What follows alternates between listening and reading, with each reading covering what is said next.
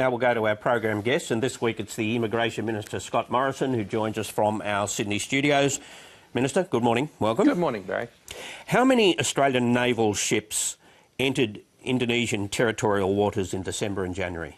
Well, that's a matter for a review that's currently in the process of being finalised and briefed to our regional partners, and that's something that there'll be a bit more said about once the unclassified version of that report, which is going and has been overseen by the CDF and the Chief Executive of Customs, once the unclassified report is published, then those matters can be addressed there. Do you know the answer to the question? Well, of course I do. And why can't you tell us now? Because that is the subject of a report which has gone to the CDF and has gone to the Chief Executive of Customs, and I think the appropriate way for their report to be released is in the manner that they've determined. But why would that piece of information be in any way, why would it compromise the government's position? Well, I'm not going to preempt the report, Barry, that's all I'm saying. Okay. Well, how much of that report then will be released? There'll be an unclassified report that will be released once we've gone through the appropriate briefings. And will it explain how it happened and why it happened? It'll go into the matters that have been investigated.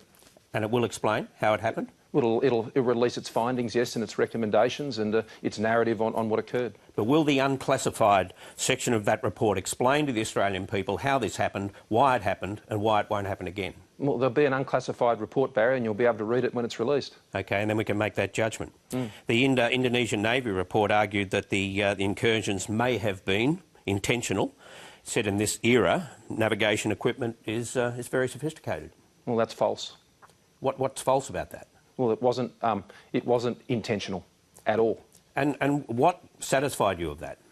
They've conducted a very comprehensive review of these matters, and that'll be contained in the report that they release. Well, there is a suspicion clearly in Indonesia that it was intentional. How will you disabuse them of that notion? We'll be sharing the findings directly with them. And do you think, based on what you already know, they'll be satisfied with what you have to say? That without question, it was not intentional?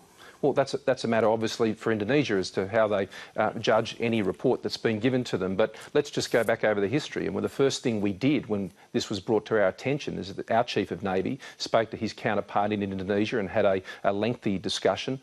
There will be further discussions along those lines in relation to this report.